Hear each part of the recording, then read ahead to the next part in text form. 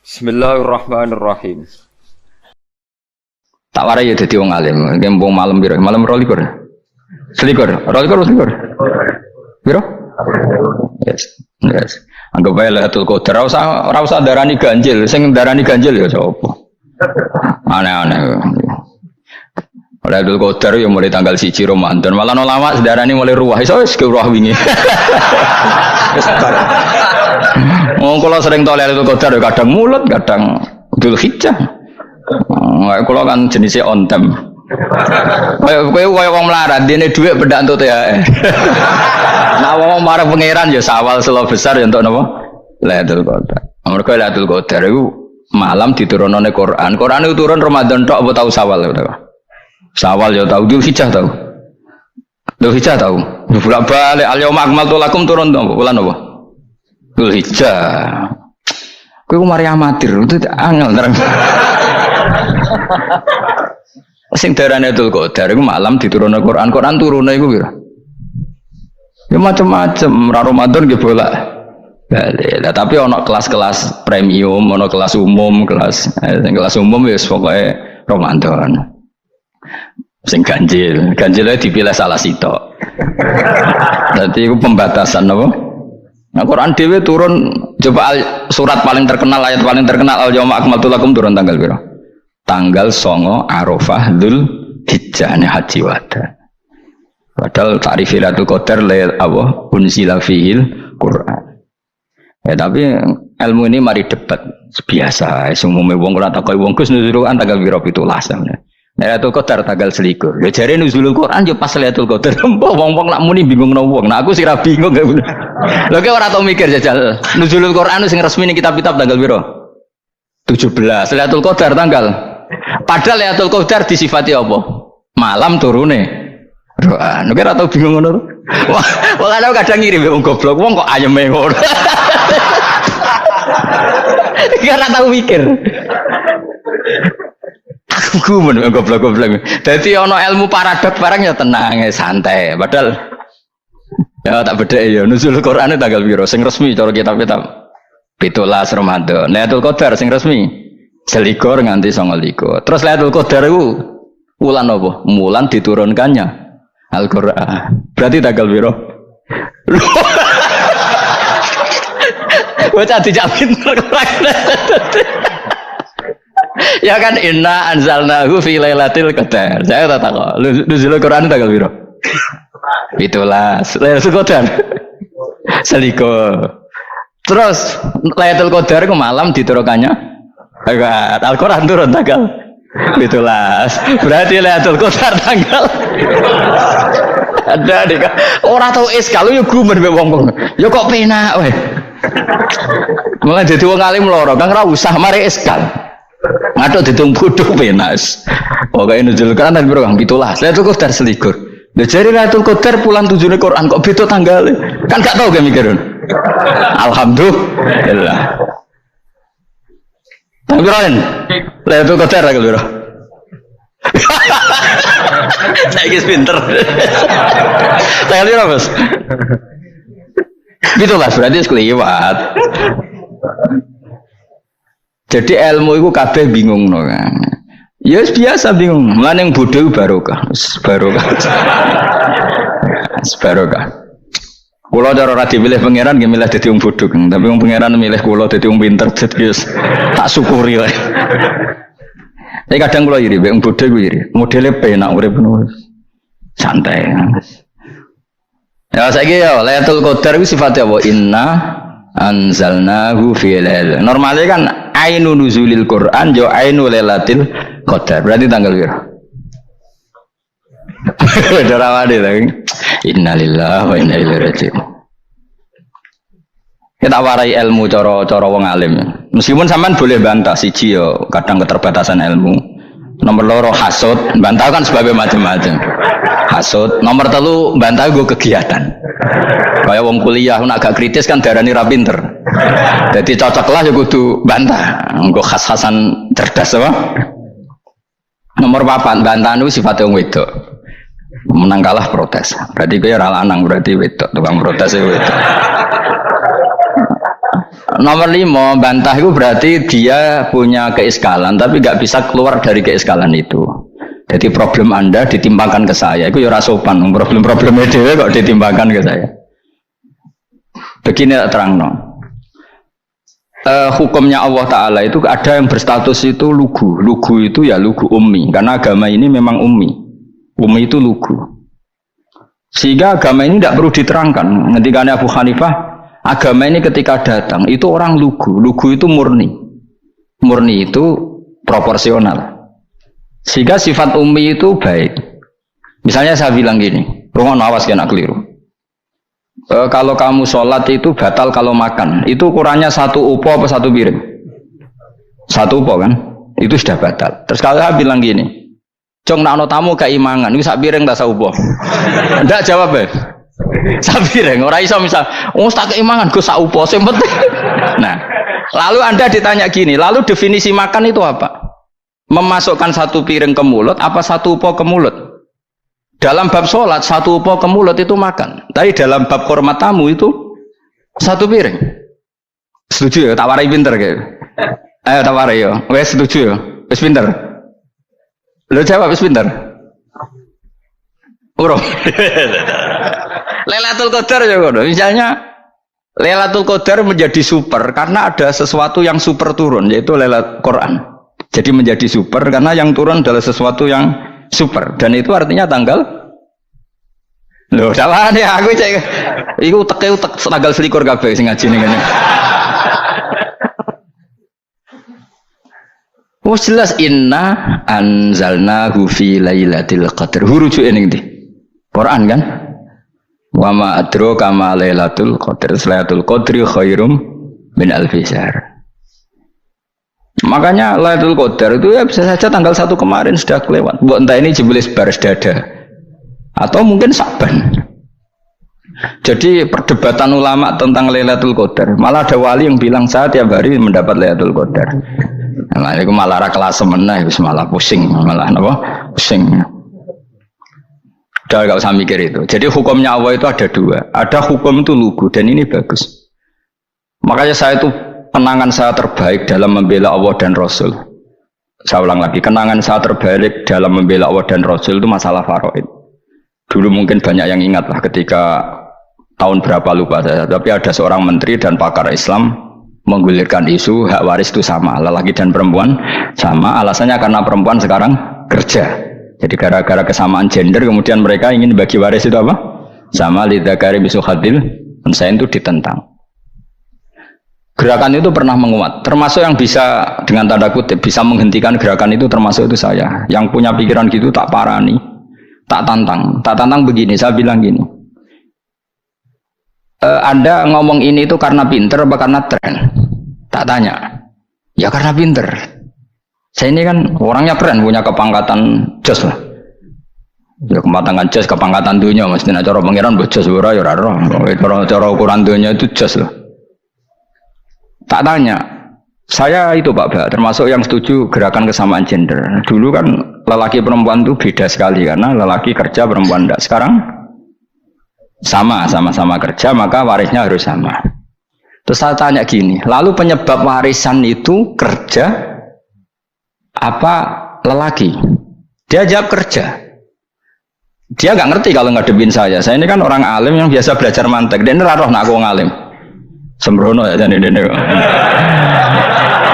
Ketika tak tanya gini, lalu misalnya saya punya anak, yang anak saya putri itu direktur BUMN atau direktur bank atau direktur PT besar. Kemudian anak lelaki saya idiot, goblok. Warisannya dikasihkan siapa? Kalau kerja adalah alasan dapat warisan, berarti anak saya perempuan itu yang dapat warisan dong. Anak saya lelaki kan idiot, nggak kerja. Lalu warisan itu berdasar prestasi apa empati? Kalau berdasar prestasi malah Anda ini aneh. Sudah kerja direktur BUMN hanya karena dia kerja, dia dapat warisan. Karena Anda bilang asbabul irsi adalah kerja. Kalau saya bilang karena empati, saya juga gak fair. Yang kerja juga butuh modal gak saya warisi, tapi yang idiot tak warisi karena warisan berdasar empati. Lalu Anda milih mana? Bingung deh nih. Sampai dia ikrar, saya belum pernah mendapat perlawanan seperti ini karena Anda ngomong sama orang-orang goblok, kata saya. Terus saya bilang, saya ini ngaji Wahab khatam berkali-kali. Anda mungkin baca kitab Wahab itu hanya terjemah. Maka menurut Islam yang menjadi hak waris itu sebabnya zukurah wal unasah, kelelakian menjadi dapat 2 bagian, keperempuanan menjadi 1 bagian, dan itu Islam tidak mau urusan dengan prestasi maupun empati, mujarrodul zukurah dan mujarrodul unusah. Sehingga dengan seperti ini tuh Islam nggak ribet. Coba kalau kamu pakai ilatul hukmi, pakai cara berpikir logika, malah ruwet. Karena tadi kalau kesamaan gender itu karena perempuan kerja, lalu misalnya yang lelaki idiot misalnya atau pengangguran, warisan kamu kasihkan siapa? Kalau kerja itu menjadi alasan hukum, kamu kasihkan yang perempuan kan? Aneh enggak? Yang sudah kerja malah kamu kasih warisan, yang nganggur enggak? Berarti berdasar prestasi atau berdasar empati. Kalau kamu dapat warisan, idiot dulu dong, idiot dulu, goblok dulu, kecelakaan dulu, baru dapat warisan. Karena dapat empati, yang sudah PNS enggak perlu dapat warisan karena sudah juga ruwet. Fikih seperti ini ruwet gak? Ruwet. Nah, kata Imam Haromen gurunya Ghazali, agama itu kadang dinuna dinul ajais. Kita ikut yang lugu saja. Allah bilang lelaki dapat 2 bagian dari perempuan, ya lelaki ya yang punya alat kelamin, penis. Perempuan yang punya farji, ya sudah gitu aja, gak usah ruwet-ruwet. Kenapa begitu? Ya sudah seperti itu. Nanti lama-lama gini kalau diterusin. Ada seorang dokter fikih perempuan. Dia menguasai fikih sholat. Ruhin lanang tapi gak nguasai fikih sholat. Rohnya mau pesolatan misalnya. Lalu yang jadi imam siapa kalau berdasar prestasi? Perempuan dong, karena dia doktoral fikih sholat. Dia nguasai aneh-anehnya sholat. Goro ibu masaili sholat dia nguasai. Sementara Ruhin takoi sholat itu apa Ruhin? Pokoknya ini gugus ngadeg terus lugu. Terus ngadeg malih. Apa? Ada mulan. Nak salam ngalerin. Dia tahunya hanya itu dok. Lalu kalau nuruti imam sholat adalah yang terpandai dalam fikih sholat, tentu yang imami perempuan. Tapi agama ini tidak seperti itu. Pokoknya wong lanang imami, wong beda. Jadi makanya kata Imam Haromen, dinuna dinul ajais. Sampai Said Muhammad itu sering ngutip beliau gini kan, Allahumma imanan ka imanil ajais, ya Allah. Semoga iman saya menerima konsep engkau itu ka imanil ajais. Imannya wong wedok-wedok sing lugu. Ajis itu perempuan lugu yang sudah sepuh. Jadi misalnya ngukur anak seneng ya anak kono gedang goreng, ngekei duwe, ya lugu saja. Itu bagus. Daripada kamu pakai argumentasi, karena argumentasi ini sebetulnya kelihatan cerdas, tapi ada kebodohan masif. Karena tadi, kalau hak waris kita otak-atik dengan prestasi, maka yang pro empati akan protes. Paham ya? Masa yang sudah kerja dikasih banyak, yang idiot enggak? Tapi kalau berdasar empati juga aneh. Masa dapat warisan harus goblok dulu, harus kecelakaan dulu. Maka Rasulullah pernah ngendikan ketika ditanya, lalu warisan untuk siapa ya Rasulullah? Nabi jawabnya lucu, fali aula rojulin dakarin. Jadi Nabi sempat ngendikan kata rojul, kemudian direvisi dakarin, fali aula rojulin dakarin. Semua ulama ngendikan dakarin di sini adalah badal. Nabi ngendikan rojulin, kemudian Nabi ingat kalau rojul itu identik dengan lelaki dewasa, apa? Kemudian Nabi mengulang lagi dakarin, tidak harus dewasa, yang penting lelaki. Jadi meskipun baru lahir, kalau dalam keadaan baru lahir namanya apa? Kan dakarin kan? Belum bisa dikatakan rojul. Paham ya? Nabi ngulang 2 kali. Fali aula rojulin dakarin. Ini penting saya utarakan supaya clear. Jadi agama itu gak usah diotak-atik. Ya itu tadi misalnya imam sholat itu lelaki. Ya sudah lelaki. Lelaki itu apa? Yang punya alat kelamin lelaki. Jangan dibalik ini. Yang dikatakan lelaki itu orang kuat. Sehingga meskipun perempuan kalau kuat, misalnya perempuan anggota poluan, lelakinya cemen, idiot, maka imamnya perempuan gitu. Karena makna lelaki adalah kuat. Ini keruwetan. Jadi agama itu tidak seperti itu. Nah sekarang kembali ke pilihan. Yang dikatakan pilihan itu orang hebat. Apa yang dipilih? Apa berdasar definisi? Apa berdasar kehendak yang milih? Loh kok mulai do pinter, tumben do pinter. Alam raya ini milik Allah dan semua di alam raya ini milik Allah. Maka dipilih tidak dipilih itu terserah yang punya, apa terserah kita, apa terserah kriteria, apa terserah definisi. Dalam konteks kita sebagai objek diambil, tentu terserah yang punya. Kemudian Allah bilang, orang-orang itu saya pilih. Nah kalau milihnya Allah berdasar kepunyaan, tentu Allah boleh dong memilih orang yang sebetulnya berstatus dolim. Ya tapi ya tetap dia dolim, tapi ya tetap dipilih. Kenapa ya? Karena Allah yang punya. Saya misalnya orang kaya, boleh nggak punya HP buruk? Boleh kan? Terserah saya. Saya orang kaya, beli HP mahal, medium dan paling buruk. Boleh enggak? Boleh, saya yang punya. Enggak boleh, Gus, dengan orang kaya harus beli HP yang mahal. Yang bilang harus siapa? Nah, kegoblokan kita ini seperti ini. Nak wong sugih HP ini kudu larang. Nak wong alim kudu bojone ayu. Sing kudu darani kudu ayu sapa? Nak maji jalan yang tumbuh swarga lho kudu iku sing swargane mbam tapi kudu. Nah, kita ini sering berpikir ngatur Tuhan. Nah, Indonesia negara yang mayoritas muslim terus Islam Indonesia kudu dadi sampling Islam seluruh apa? Dunia. Ya ora usah sombong ngono ya keben. Mayoritas juga wonge kakean ngono ae ora perlu GR jadi sampling percontohan Islam internasional ora perlu ngono. Lah misalnya terus dadi contoh misalnya nang Masjid Haram niru Jumatan ning Indonesia berangkat mbek do rokokan. Bariku teki diusep-usepno ning pojok pager. Lah misalnya wong Mekah terus do ngono kabeh karena mencontoh Islam Indonesia. Kacau gak? Ora usah GR ngono biasa wae. Napa? Biasa wae.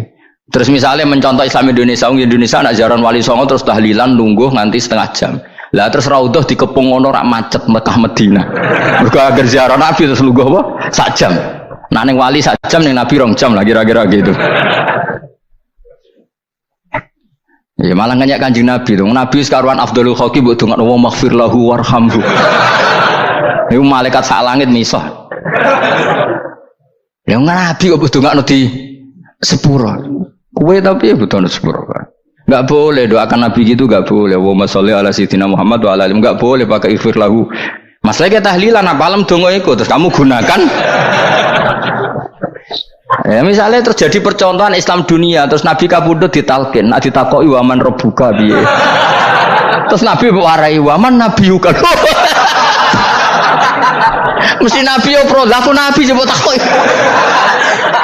Jadi kita ini sering kumo luhur karena kita mayoritas terus jadi percontohan Ora usah ngono.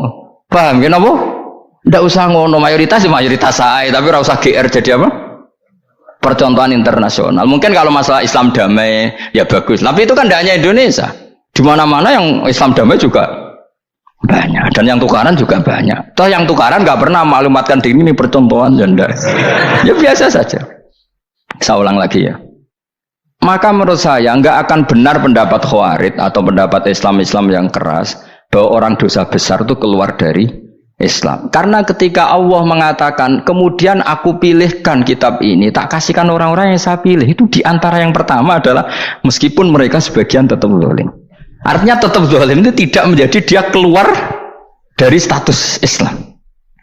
Paham ya? Sekarang saya tanya, yang dikatakan warga Indonesia itu siapa? Ya siapapun yang bergeografis di Indonesia, lahir sebagai akte Indonesia, ya orang Indonesia. Kemudian ada yang penjahat, ada yang maling, kita penjara. Apa dia keluar dari kebangsaan Indonesia? Enggak kan?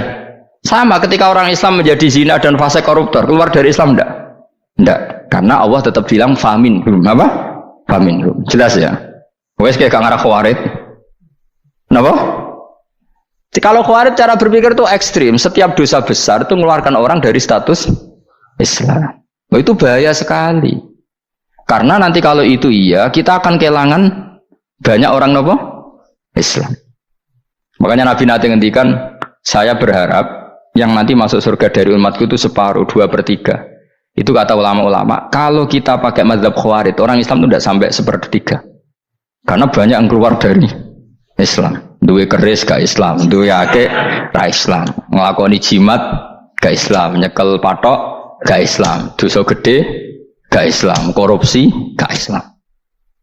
Terlalu banyak yang kita usir dari Islam. Lalu kita ngusir atas nama apa? Coba. Kalau atas nama Tuhan, kamu tidak Tuhan. Atas nama wakil Tuhan, Tuhan tidak pernah mewakilkan ke Anda. Orang-orang mandate. Yang kita tahu dari Quran ya ayat ini, tsumma awrasnal kitabal ladzina astafaina min ibadina. Kemudian kitab ini tak kasihkan orang-orang yang saya pilih, dan orang yang saya pilih itu faminhum zalimul li nafsi, dan sebagian dari itu adalah orang zalim, dan itu jelas bagian dari itu. Artinya keluar apa masuk? Keluar apa masuk? Masuk. Meskipun ya yang zalim tetap berstatus zalim, kayak warga Indonesia, ini semua warga Indonesia. Paham ya? Yang maling ya tetap warga Indonesia, meskipun ya tetap maling. Jelas ya. Tenan to ora ya. Makanya ahli sunnah itu pendapatnya falam nukafir mu'minan bil wisri. Kita tidak akan mengkafirkan orang mukmin hanya karena melakukan dosa. Kenapa ya? Karena Allah bilang faminhum setengah sangking itu masuk bagian. Dan itu luar biasanya Allah disebut istofaina. Tetap orang-orang apa? Pilihan. Maka ini penting saya utarakan supaya kita ini tidak sok-sokannya. Terus yang zalimul nafsi pun potensi dimaafkan sama Allah. Asal dia tobat, dan tobat itu sama Allah nggak ada batasnya. Malam yuhur kiri sampai apa? Nafas apa? Terakhir. Dan kadang orang itu sebetulnya nggak niat tobat, cuma ada perilaku tertentu sing dadian Allah itu simpati. Itu juga banyak yang diterima tobatnya Allah. Makanya kata ulama-ulama itu, istighfar itu tidak syarat diampuni. Yang menjadi orang terampuni itu kehendak Allah. Istighfar itu bagian kecil dari syarat-syarat itu. Bisa saja orang tanpa istighfar tapi diampuni Allah. Misalnya Allah dawuh wa yaghfiru ma duna dzalika liman yasha. Itu bukan liman yastaghfir tapi liman yasha. Contoh masyhur kan, kamu pernah dengarkan ada orang nakal itu, mau misah itu ya kira-kira lonte atau apalah. Dia datang pulang ketika melihat anjing ngeleti pasir, dia berpikir ini kehausan kayak saya. Kemudian dia turun ke sungai memberi minum anjing itu, kemudian Allah memaafkan dia karena itu. Pas itu di semua hadis riwayatnya dia tidak pernah istighfar. Terlalu punya perilaku yang menjadikan dia diampun. Banyak enggak seperti itu? Banyak, makanya wa yaghfiru ma duna dzalika liman yasha. Mayasa itu ya yang digedaki Allah. Bisa saja kalian ini sering istighfar tapi enggak dimaafkan Allah. Tapi delala punya satu perilaku yang cara Allah itu penting, kemudian dimaafkan. Kayak Saharatu Fir'aun itu dia tidak pernah istighfar, tukang sihir Fir'aun. Dia diampuni Allah, dikasih iman tuh gara-gara jadi wong Jogja. Terus ngono tok. Jadi pas mau duel adu sihir. Iku dalah dekne mendingan ya. Qalu ya Musa imma antulqiya wa imma an nakuna nahnul mulkin. Monggo jenengan riyen napa kula riyen. Dadi gara-gara dekne didikan Jogja niku. Lah wong ape duel, mestinya tarung itu semakin cepat mengambil kesempatan kan semakin menang. Ini sudah jelas tarung. Ngapunten jenengan riyen napa kula. Lha iku pangeran itu terus simpati. Wong kok sopane ngono apa? Akhirnya Allah memberi iman gara-gara apa? Imma antul qiyah wa imma an nakuna nahnul mulkin. Monggo jenengan riyen. Lah Musa juga Allah juga gak terima kalau nabinya kalah sopan. Sehingga Allah memerintahkan Musa adalah sopan. Mboten jenengan mawon. Jadi Nabi Musa qala bal alqu. Jadi Nabi Musa enggak jenengan riyen mawon. Jadi coba itu kan unik. Dia tidak ingin diampuni Allah, tapi adalah dia sebenarnya satu perilaku yang menjadikan Allah itu simpati, yaitu kesopanan dia dengan Nabi Musa. Imma antulqiya wa imma an nakuna nahnul. Nabi Musa juga bilang qala bal alqumu go jenengan riyen mawon. Akhirnya sakit nggih nak ngoten. Makanya Fir'aun itu mangkelnya bukan main. Ketika pertunjukan itu akhirnya kan Saharatu Fir'aun kan kalah. Setelah kalah langsung iman. Maka kata Fir'aun, ini jelas Musa itu guru kamu. Cuma pura-pura saja kamu pro saya. Lah buktinya apa? Jare buktinya tadi monggo-monggonan gitu. Makanya Fir'aun bilang innahu lakabirukumul ladzi 'allamakumus sihr. Wah, itu mesti Musa itu gurumu. Padahal dia gak kenal sama sekali. Cuma gara-gara monggo-monggonan tadi itu akhirnya terus pikirannya Fir'aun. Wah, mesti wis kenal suwi, mau gayane tok. Mergo gara-gara monggo jenengan riyen. Mboten monggo jenengan mawon. Jadi makanya sampean jangan putus asa. Makanya keliru sekali kalau kita bilang diampuni Allah nunggu istighfar. Enggak. Tentu istighfar penting, kita sepakat. Istighfar itu penting, kita sepakat. Tapi itu tidak satu cara-caranya Allah untuk orang bisa diampuni. Nabi misalnya ngendikan ana wa kafilul yatim kahateni fil jannah. Coba. Orang sering istighfar sama kafilul yatim, kira-kira surganya cepat mana? Cepat kafirul yatim meskipun gak istighfar. Kalau istighfar terus tapi medit era karuan. Tak jamin pun rokok alamatnya medit jelas nih rokok aku roh. Jelas. Al-bakhil itu koribun minanar, jelas alamatnya deket-deket situ lah, paham ya? Wes jelas as-sakhi koribun minallah, koribun minannas, baitun minan nar. Nah al-bakhil baitun minallah, baitun minal jannah, koribun minan nar. Jadi yang medit itu ya deket-deket situ alamatnya sudah jelas deket-deket neraka. Ana wa kafirul yatim kahateni fil. Berapa? Apa semua yang dimaafkan Allah Nabi nyebut syaratnya istighfar? Kebanyakan malah enggak. Orang alim misalnya. Makanya orang alim kalau jarang istighfar kamu tidak usah iri. Orang alim tuh mulang tok, itu langit bumi mintakan ampun. Wa innal alima la astaghfiru lahu man fis samawati wa man fil ard hatta khitan fil bahr. Orang alim itu otomatis dimintakan maaf oleh langit dan bumi sampai iwak ning laut. Mulane jendur aku sebab jarang istighfar. Aku sing istighfar iki akeh sembrono. Langit bumi no. Mulane kula nu jarang istighfar bukan karena saya sombong, memanfaatkan istighfar mereka, no. Dan saya yakin itu lebih mandi timbang istighfar saya. Ngono fis samawati nglebokno Jibril, Mikail, orang-orang keren, no, makhluk-makhluk no, keren. Saya baru cari hadis yang wa innal muta'allim sing ijek belajar tapi belum ketemu. Nanti kalau ketemu tak kasih tahu apa? Karena hadisnya yang saya baca masih wa innal alim apa? Orang alim jadi agak ketat. Nah, nanti kalau sudah ketemu wa innal muta'allima, nanti dicari. Tapi pasti palsu kalau ada itu. Karena semua teksnya itu apa? Alim. Atau ya kamu alim dibanding yang di bawahnya. Ya semoga itu masuk apa? Jadi dibanding orang Papua kan harus alim. Saya ulang lagi, ini penting sekali. Jadi latihlah jangan punya gerakan takfiri orang lain dianggap kafir, orang lain dianggap kafir, karena Allah tidak pernah mengusir hambanya. Meskipun apapun salah najiyah, kata Allah tetap faminhum. Apa? Faminhum. Hum itu rujuknya ke yang depan. Jadi termasuk orang-orang yang saya pilih adalah faminhum zalimul li nafsi. Tetap dia di arena itu. Nisbatnya Islam ya tetap di area Islam itu. Meskipun yang ya kayak warga Indonesia, coba. Warga Indonesia itu siapa? Yang terlahir di Indonesia dan ber-KTP kartu keluarga Indonesia sudah. Nanti tentu yang bajingan tetap bajingan, yang koruptor tetap koruptor. Tapi menjadi warga Indonesia terus keluar dari warga Indonesia, tetap warga Indonesia. Kira-kira seperti itulah analoginya. Tetap istofaina, tapi tetap berstatus faminhum dalim. Tapi rujuknya kan tetap faminhum ikut setengah sangking alladzinas tofaina. Mulane ngaji sing tenanan. Kowe ora usah anut khawarit. Khawarit itu apa? Ngamukan. Sidik-sidik wong liya salah itu apa-apaanan. Loh, saya juga mangkel be wong dolim. Semua orang soleh mangkel be wong dolim. Tapi ya dihukum saja. Misalnya dalam Islam ada kisos, ada had, ada hadul qadab, hadus sariko. Ya hukuman ya hukuman saja. Tapi hukuman itu tidak bisa menghilangkan status. Ya sama seperti manusia tetap manusia. Meskipun apapun dia ya manusia.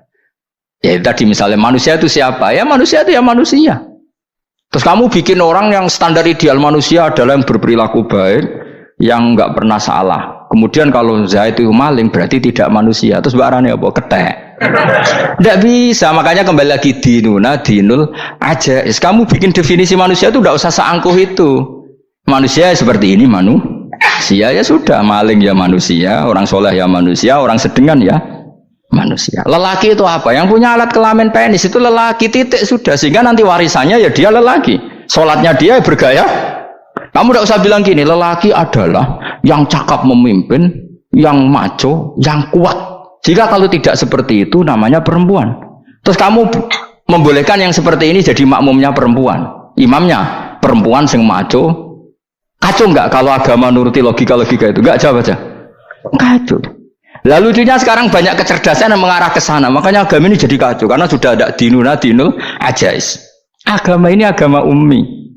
Ya agama ini agama ummi. Kata Allah huwallazi ba'atsa fil ummiyin. Ummiyin itu lugu itu polos. Jadi kalau orang polos misalnya gini, ini apa? Kira-kira kalau jawab orang polos ini jam. Bagus kan jam. Jam itu apa? Penunjuk waktu ya sudah seperti itu. Tapi kalau orang engkek, ini itu apa jam? Itu barang murahan. Bulat kan oleh jawab. Ono numpak mobil carry itu apa? Itu black melaku. Yang mobil itu Alphard. Jadi kacau. Enggak boleh agama dibawa ke sana. Apa? Agama di sana dibawa ke sana. Nah itu madzhabnya ahli sunnah apa? Wal jamaah. Ketika Rasulullah ngendikan la yu'minu ahadukum hatta yuhibba li akhi, ora kok diarti ini ora iman. Jika yang menyala itu tidak iman, tidak seperti itu cara mengartikan ahli sunnah wal jamaah. Karena status itu tidak pernah hilang. Yang hilang hanya kesempurnaannya. Paham ya? Kesempurnaan kita jadi manusia hilang karena kita maling, karena jadi koruptor. Tapi tetap kita manusia. Kesempurnaan kita sebagai orang mukmin hilang kalau kita fasik. Tapi kita tetap mukmin. Paham ya? Makanya setiap hadis gitu kata ahli sunnah la yu'minu imanan kamilan. Wis dong ya? Dong? Ya terus alhamdulillah subhanallah. Ya udah alim semalam rolikur. Malam Lailatul. Aku kadang yang melok goblok kadang. Saya tuh sering dididik sama bapak saya, sekumpul wong akeh kudu melok goblok guys. Makanya bapak itu kalau ada orang pidato, bapak kan juga nggak suka pidato juga, tapi ya kerso kadang-kadang, saya pun kadang-kadang kerso. Asal sing utus pernah guru, pernah sepuh kadang kerso. Nah, bapak nak bahas pengajian ngomongin balik dari bapak, malah bingung, ngomong apa wae. Coba kita dengan PD-nya bilang Lailatul Qadar itu 21 sampai berapa? 29. Lailatul Qadar. Warna iki malam Lailatul Qadar. Lalu Lailatul Qadar keren tuh karena apa coba? Karena nuzulul Quran. Lalu nuzulul Quran tanggal 17. Lalu Lailatul Qadar tanggal berapa? Oh, ada nih. Alhamdulillah. Tapi ini jangan jadi keiskalan yang masif, itu sudah difitnah. Coro Gus Bak, ya coro Gus Bak, coro Quran ngawur gitu. Sembrono. Memang aku tidak pendapat tentang Quran, ya dan ayatnya seperti itu. Maka yang benar, Lailatul Qadar itu kata ulama-ulama dulu, orang yang beramal soleh, ya itu sudah anggap saja dapat Lailatul Qadar. Ora usah ndelok isuk-isuk ndelok srengenge blerengen ta ora. Nek ora blerengen berarti untuk Lailatul Qadar. Jan mendung kan blereng piye. Terus bengi angite sayup-sayup. Anggere dini hari ya sayup-sayup blok-blok aneh-aneh wae. Lah nek pikir sego ora, berarti wong laut gak taran untuk Lailatul Qadar, ke segoro kidul angine bianter. Lah nek ning Dieng ya mesti sayup. Mau angin dok gunung wis kesel tadi untuk sayup-sayup. Gaya ukuran ojo ngono, gaya ukuran ngono rak wong Dieng luwih ngrasa entuk Lailatul Qadar timbang wong segoro kidul. Ke segoro kidul angine apa? Buanter. Padahal alamate piye? Sayup-sayup. Mana-mana. Maksudnya alamat ngono iku ora ngono, maksudnya ayat iku Kanjeng Nabi mbadhawuh ngono, maksudnya ora ngono. Wes dong ya. Ayo Lailatul Qadar tanggal aku seneng wong bodho. Kowe enak urip wis happy no? Happy. Ya saya ulang lagi ya. Jadi kejati dirian itu tidak bisa hilang dengan standar keidealan. Yang hilang itu standar apa? Keidealan. Misalnya kita maling, ya eman lah sebagai orang mukmin kok maling. Warga Indonesia kok kriminal tuh eman, tapi dia tetap orang Indonesia. Orang Islam tetap Islam meskipun dia fasik. Sebab itu Allah ngendikan faminhum zalimul linafsi. Sebagian dari orang yang saya pilih dia adalah orang dolim. Ya dolim saja. Kamu jangan kamu katakan kafir ya dolim saja. Dolim kira-kira maknanya kurang ajar, kacau, kriminal. Tapi kan tetap dia orang Indonesia.